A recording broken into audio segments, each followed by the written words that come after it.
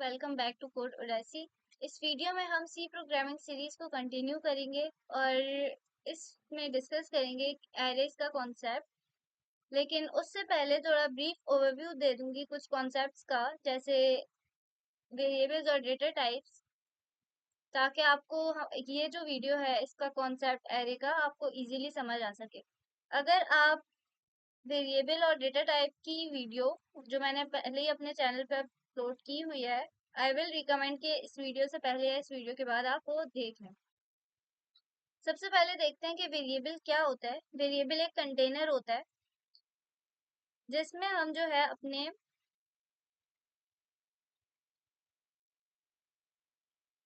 अपना डेटा को स्टोर करते हैं। फॉर एग्जाम्पल एक बॉक्स होता है जिसमें आप चॉकलेट्स रखते हो, वैसे ही एक वेरिएबल एक बॉक्स है जिसमें हम नंबर्स, टेक्स्ट या कोई भी इंफॉर्मेशन को स्टोर कराते हैं। और डेटा टाइप क्या होती है, किस टाइप की इंफॉर्मेशन हम स्टोर कराएं, लाइक इंटीजर है, फ्लोट है, करेक्टर है, किस तरह। अब फॉर एग्जांपल हमने एक इंटीजर वेरिएबल डेटा टाइप ली, उसमें हम एक वेरिएबल ले रहे हैं एज के नाम से, और उसमें हम एज की वैल्यू दे रहे हैं जिसमें हम 20 हम इसके अंदर सेव करा रहे हैं कि हमारी एज जो है वो फॉर एग्जांपल 20।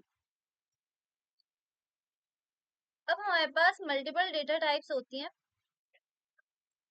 जिसमें हमारे पास आती है इंटीजर वैल्यू, जिसमें हम होल नंबर्स को स्टोर कराते हैं। फ्लोट आती है जिसमें डेसिमल नंबर्स को स्टोर कराते हैं। कैरेक्टर में हम सिंगल कैरेक्टर्स, स्ट्रिंग में मल्टीपल कैरेक्टर्स, इस तरह से हम डिफरेंट डिफरेंट डेटा टाइप्स होते हैं। इसकी डिटेल वीडियो अपलोडेड है चैनल पे, वो भी आप देख सकते हैं। अब आते हैं हम एरेज की तरफ। अगर आपके पास एक या दो वेरिएबल्स हो तो ठीक है, लेकिन अगर आपके पास फॉर एग्जांपल 50 स्टूडेंट्स के मार्क्स आपको स्टोर कराने, ठीक है, तो आप मल्टीपल वेरिएबल्स बनाएंगे, लाइक मार्क्स 1, मार्क्स 2, मार्क्स 3, 50 तक बनाएंगे? नहीं ना। वहीं पे आप एरे का कॉन्सेप्ट यूज करेंगे। एरे एक ऐसा वेरिएबल होता है जो मल्टीपल वैल्यूज को स्टोर करता है,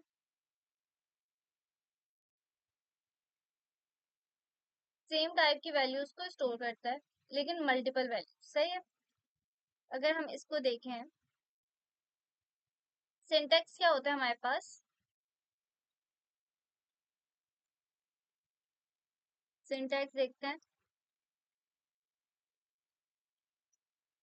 तो हमारे पास यहाँ पे फॉर एग्जांपल इंटीजर वैल्यू है हमारे पास, ठीक है, हम वेरिएबल नेम मार्क्स और उसके अंदर हम 5 वैल्यूज स्टोर करा रहे हैं, ठीक है, फॉर एग्जांपल। तो हम यहाँ पे 5 लिख देंगे और सेमी कॉलन ऐड करेंगे क्योंकि हमें हमारा सेंटेंस ऐड हो गया। अब हमारा एरे जो 5 इंटीजर्स को स्टोर करेगा, ठीक है, मतलब मार्क्स नाम का हमने वेरिएबल बनाया एंड देन हमने उसमें 5 वैल्यूज स्टोर करानी होंगी। तो अब हमें क्या करना होगा, वैल्यूज को असाइन करना होगा एरे के अंदर। अब हम वैल्यूज को इस तरह से असाइन करते हैं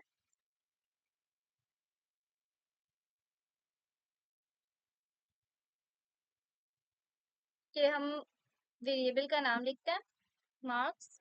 अब हमारे पास क्या होता है कि इंडेक्सिंग जो है ना हमेशा 0 से स्टार्ट होती है। इसका मतलब कि पहला एलिमेंट जो हमारा होगा, जो हमारे पास 5 मार्क्स हैं उसमें पहला वाला जो मार्क होगा वो होगा 0 से स्टार्ट।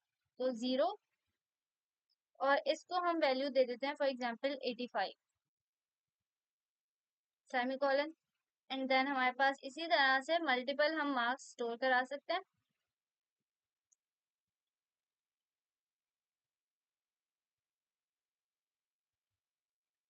अब मार्क्स किस तरह से हम स्टोर कराएंगे वो इस तरह से, देखो पहले मार्क्स जो हमारा जो भी वेरिएबल होगा ना, वेरिएबल, देन एलिमेंट का जो हमारे पास इंडेक्सिंग, मतलब 0 से स्टार्ट हो रहा है 4 तक, ठीक है, मतलब 5 वैल्यूज हैं तो 0, 1, 2, 3, 4 हमारे पास ये 5 वैल्यूज हो जाएंगी।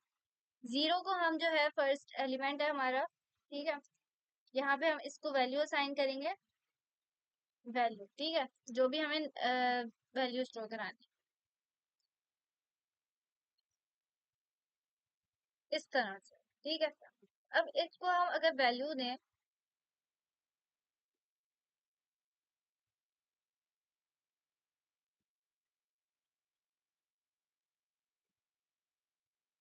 तो इस तरह से हम दे सकते हैं।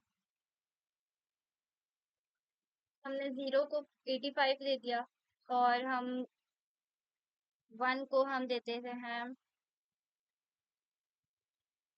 90 दे देते हैं। 2 को जो है हम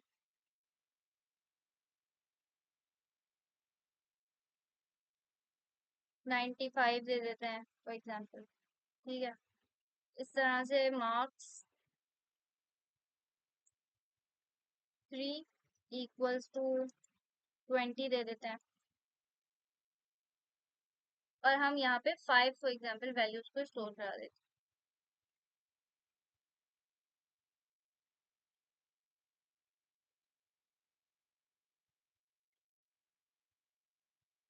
4,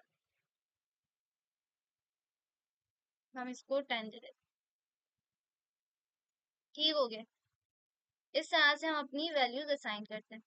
अब हमने यहाँ क्या किया, पहले एलिमेंट में 85 स्टोर करा दिया, दूसरे एलिमेंट में 90 स्टोर करा दिया, थर्ड में 95। अब हम क्या करेंगे कि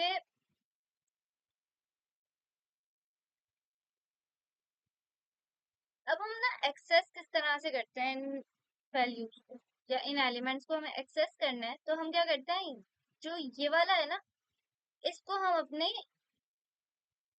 जब हम प्रिंट करा रहे होते हैं उसमें जब हम ये लिखेंगे मार्क्स फॉर एग्जांपल 0 है चाहिए हमें, तो हम ये वाला एलिमेंट प्रिंट होके आ जाएगा। इसको अगर हम अपने उसमें देखें, पहले इसे कॉपी कर लेते हैं, और यहाँ पे हम अपनी लगाते हैं इनपुट आउटपुट लाइब्रेरी, रन करके देखेंगे कोड को, हैश इंक्लूड stdio.h। इससे क्या होगा, हमारे पास printf और scanf के फंक्शंस हमारे पास एक्सेसिबल हो जाएंगे। उसके बाद हम अपनी इंट मेन, इससे क्या होता है कि हमारा फंक्शन यहाँ से स्टार्ट होगा। ठीक है, वो फंक्शन ही प्रोग्राम।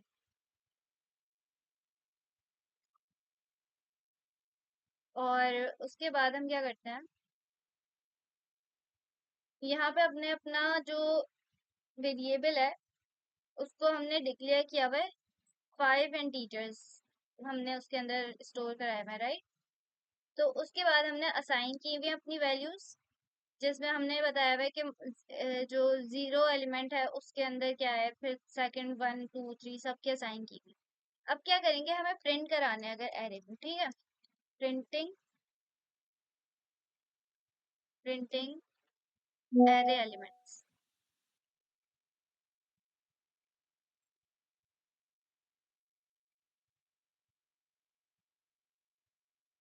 इसमें क्या करेंगे, हम प्रिंट एफ लिखेंगे,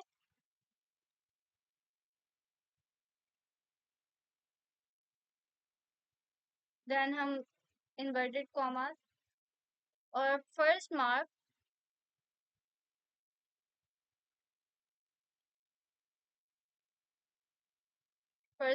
को हम एक्सेस अगर करें तो इस तरह से होगा कि हम %d,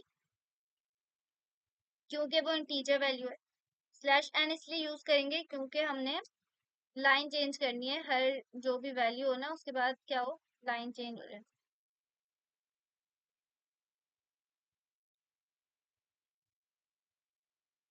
एंड देन हम यहाँ पे इन्वर्टेड कॉमास क्लोज करके हम क्या करेंगे, अपनी जो हमारे पास एरे था मार्क्स, फॉर एग्जाम्पल अगर हमें 0 को एक्सेस करना है, फर्स्ट एलिमेंट को एक्सेस करना है, तो फर्स्ट एलिमेंट की अगर वैल्यू को प्रिंट करा देगा वो। यहाँ पे अगर 0 लिखें तो 0 को ही अंदर जो वैल्यू हमने स्टोर कराई है वो प्रिंट कराएगा। इसको हम रन करके देखते हैं।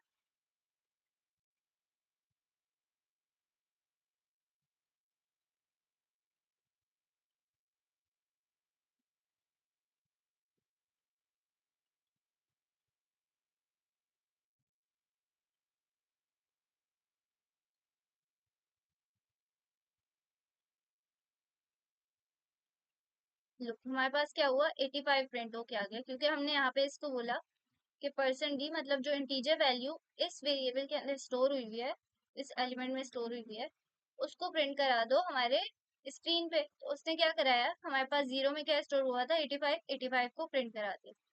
इसी तरह हम मल्टीपल एलिमेंट्स को एक साथ जो है प्रिंट करा सकते हैं। तो यहाँ पे अगर हम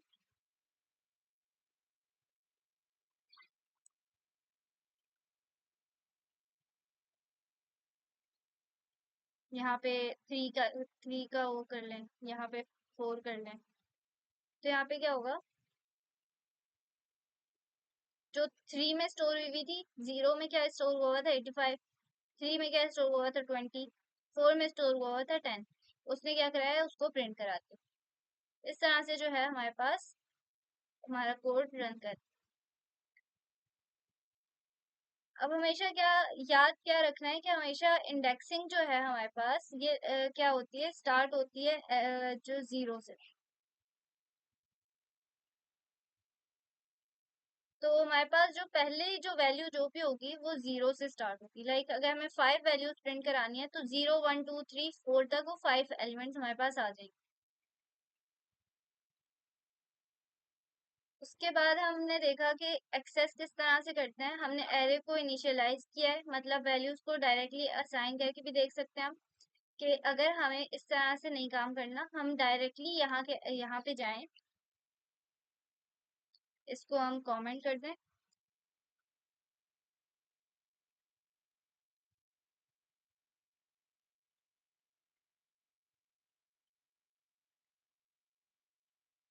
और यहाँ पे जाके हम क्या करें, इसको हम डायरेक्टली डिक्लेयर और इनिशियलाइज दोनों कर।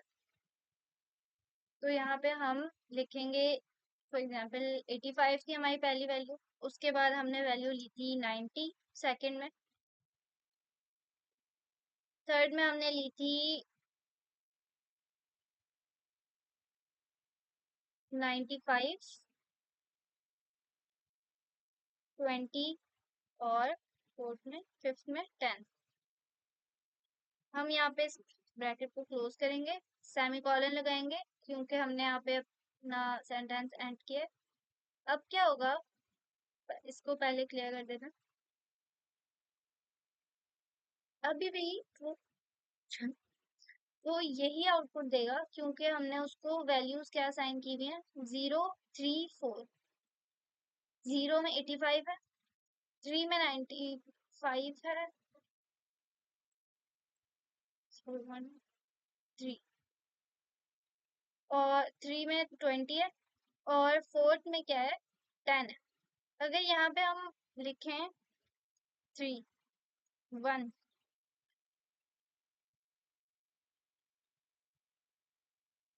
तो क्या हुआ, 1 में हमने क्या स्टोर करा हुआ था 90, तो 90 प्रिंट हो गया।